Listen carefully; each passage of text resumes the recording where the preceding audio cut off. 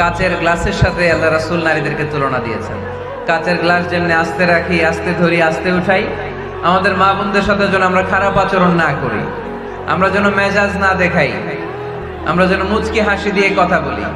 এদিকে বিবাহিত আছেন কারা কারা আজকে দেখি?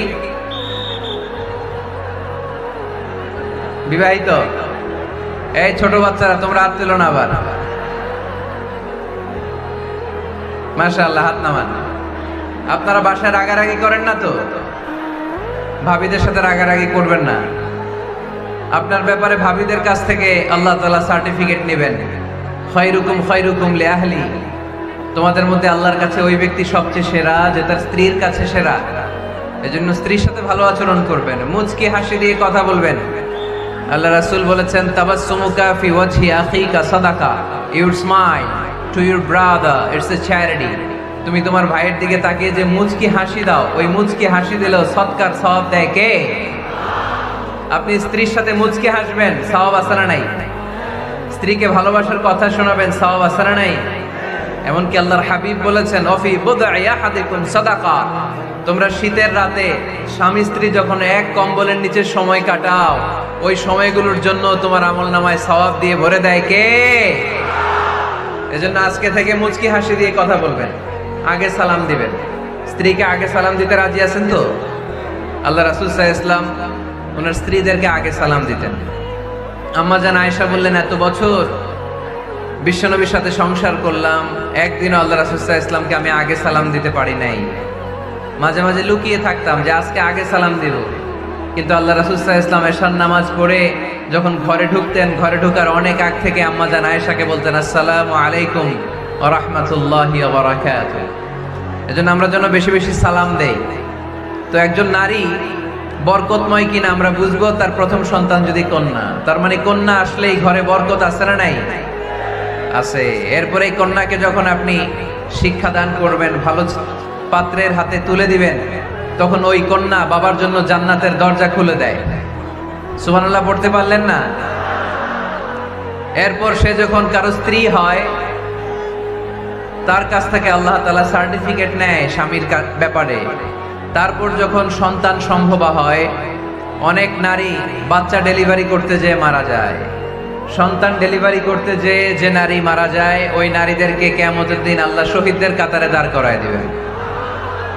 আর যদি সহি সালামতে বাচ্চা ডেলিভারি করতে পারে, তাহলে ইসলাম বলে আল জান্নাতু তাহতা আকদামি উম্মাহাতিকুম। ও দুনিয়ার পুরুষেরা শোনো, তোমাদের পায়ের নিচে থাকে জুতা, জুতার নিচে থাকে বালু, আর এক একটা মায়ের পায়ের নিচে থাকে তার ছেলে মেয়েদের জান্নাত। পড়েন সুবহানাল্লাহ। ওগো মা তুমি এই ধরনের শ্রেষ্ঠ নিয়ামত, তোমারই পদ তলে রয়েছে জান্নাত। ওগো মা তুমি এই ধরনের শ্রেষ্ঠ নিয়ামত, তোমারই পদ তলে রয়েছে জান্নাত। সুবহানাল্লাহ পড়েন। আচ্ছা, এই দুনিয়াটাকে যদি 100 বার আমরা বিক্রি করে দেই, ওই বিক্রির টাকা দিয়ে জান্নাতের একটা টেবিলের দাম হবে? এই দুনিয়াকে 2000 বার বিক্রি করে দিলে যেই টাকা পাওয়া যাবে, ওই টাকা দিয়ে যদি জান্নাতের একটা চেয়ার কিনতে চাই, ওই চেয়ারের দাম হবে? তাহলে যে মায়ের 2টা পায়ের নিচে আল্লাহর 8টা জান্নাত পড়ে আছে, ওই 8টা জান্নাতের ওই পা 2টার দাম কত? রাসূল সাল্লাল্লাহু আলাইহি ওয়াসাল্লাম বলেছেন, লাউ কাতা'তা জিলদাক, তুমি তোমার গায়ের চামড়া কেটেও যদি মায়ের পায়ের জুতা বানিয়ে দাও, তাহলে ছোটবেলায় যে দুধ খেয়েছো, এক ঢোক দুধের শোধ কোনোদিন আদায় হবে না। চিল্লা এখন সুবহানাল্লাহ।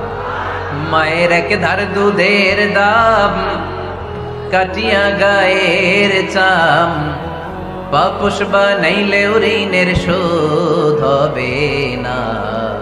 এমন দরদি ভাবে কেউ হবে না আমার মাহা। ঠিক কিনা? এজন্য মা বাবা যাদের বেঁচে আছে, আমরা যেন মা বাবার কাছ থেকে দোয়া নেই। পীর সাহেবের কাছে যদি দোয়া নিতে যান, দোয়া কবুল হতেও পারে, নাও হতে পারে। গোটা বিশ্বের সব পীর সাহেব যদি 1 গ্লাস পানির মধ্যে দোয়া পরে ফু দেয়, গোটা বিশ্বের সব ইমাম সাহেব যদি, খতিব সাহেব যদি 1 গ্লাস পানির মধ্যে দোয়া পরে ফু দেয়, আর আপনার আম্মা শুধু সুবহানাল্লাহ বলে যদি আরেক গ্লাস পানির মধ্যে ফু দেয়, আপনার মায়ের দোয়াটা মুহূর্তে আল্লাহর দরবারে কবুল হয়ে যাবে। এজন্য আব্বা আম্মার দোয়া নিতে রাজি আছি তো? যাদের আব্বা আম্মা বেঁচে আছে আল্লাহ যেন হায়াত দারাজ করে, আমরা পড়ি আমিন। যারা আমরা আমাদের আব্বা আম্মা, আমাদের বটবৃক্ষগুলোকে হারিয়েছি, তাদের কবরগুলোরে আল্লাহ জান্নাতের বাগান বানিয়ে দিক, আমরা পড়ি আমিন। আর দেরি না করে আমরা সরাসরি মহাবিশ্বয় মহাগ্রন্থ আল কোরআন আল কারীম থেকে কথা শুনবো। বিশৃঙ্খলা করবেন না ভাইয়েরা। এই যে এই দিকের ছেলেরা এখনো থামতে পারতেছে না, ঘটনা কি? এই ছেলেরা বসে যাও, বসে যাও, আর আওয়াজ করো না। এরকম বিশৃঙ্খলা তো আমি দেখি নাই কোথাও। সব জায়গায় আমি কথা বলার পরে পুলিশ ভাইরা নিয়ন্ত্রণ করার পরে থেমে যায়, কিন্তু চুয়াডাঙ্গাতে তারপরেও থামানো সম্ভব হচ্ছে না। মাশাআল্লাহ, এই তো থামছে। আমরা যে বইটা থেকে কথা শুনবো, চুয়াডাঙ্গার ভাইয়েরা দেহের সবটুকুন শক্তি গলার মাঝ বরাবর এনে আওয়াজ করে বলেন তো, এই বইটার নাম কি? এই কোরআনে কোনো ভুল আছে? সন্দেহ আছে? সংশয় আছে? আমাদের জীবন সমস্যার সব কিছুর সমাধান এই কোরআনের ভেতরে দিয়েছে কে? সমাধান চাও যদি জীবনে মরণে, ফিরে যাও খুঁজে নাও, চোখ রাখো কোরআনে। ঠিক কি না? সমাধান চাও যদি জীবনে মরণে, ফিরে যাও খুঁজে নাও, চোখ রাখো কোরআনে। If you want a solution this dunya and akhirah, go back, have a look to the holy Quran. ঠিক কি না? এজন্য আমরা সমস্যার সমাধান চাইলে চোখ রাখতে হবে যেই কিতাবের দিকে, কিতাবটার নাম আল কোরআন। এই কিতাবে কোনো ভুল নাই, এই কিতাবে কোনো সন্দেহ নাই, কোনো সংশয় নাই। এই কিতাবে যে সন্দেহ নাই, এই কথা কোরআনে বলে দিয়েছে কে? রব্বুল আলামিন বলেন, যালিকাল কিতাবু লা রাইবা ফীহি হুদাল লিল মুত্তাকিন।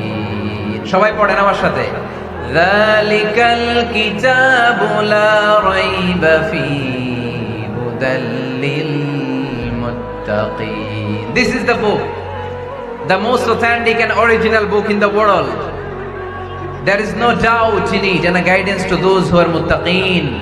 এই বইটা এমন বই যেখানে কোনো ভুল নাই, কোনো সন্দেহ নাই, কোনো সংশয় নাই। মুত্তাকিনদের জন্য এই বইয়ের ভেতরে হেদায়েত রেখে দিয়েছে কে? আল্লাহ।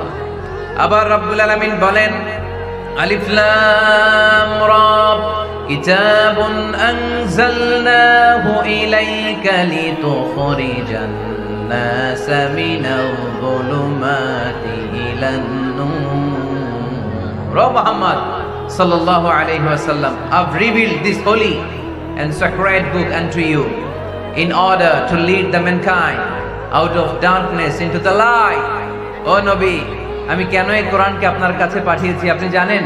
অন্ধকারাচ্ছন্ন মানুষগুলোকে আলোর পথে নিয়ে যাওয়ার জন্য, জাহান্নামীগুলারে জান্নাতি বানানোর জন্য, রাম আর বামপন্থী গুলারে ডানপন্থী বানানোর জন্য। চিল্লায় বলো ঠিক কিনা? এজন্য কোরআনের সাথে আমাদের অ্যাটাচমেন্ট বাড়ানোর দরকার আছে না নাই? আমরা যেন বেশি বেশি কোরআনের সাথে সম্পর্ক বাড়াতে পারি। কোরআনকে যেন আমরা বন্ধু বানাই। আমাদের বন্ধু হবে কোরআন। আমাদের বন্ধু হবে কি? আমাদের নিঃসঙ্গ সময়ের বন্ধু হতে হবে কোরআন। এই কোরআন যদি দুনিয়াতে আমরা বন্ধু বানাতে পারি কোরআনকে, কবরেও এই কোরআনকে আমাদের বন্ধু বানায় দিবে কে? কিয়ামতের ময়দানে ওই কোরআনকে আমাদের জন্য সুপারিশকারী করে বানাবে কে?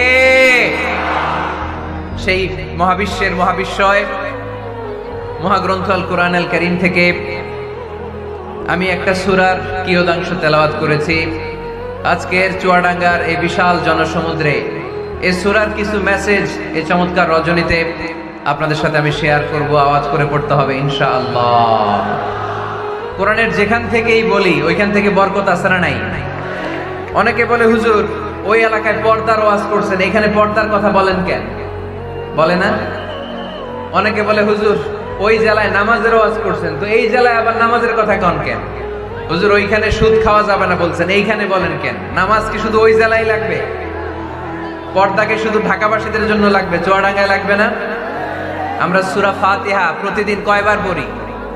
ফরজ নামাজে 17 বার, সুন্নত সহ 40-45 বার। যে ব্যক্তি 50 বছর ধরে নামাজ পড়ে, এই বেটা যে কয় লক্ষবার সূরা ফাতিহা পড়ছে বেটা নিজেও জানে না।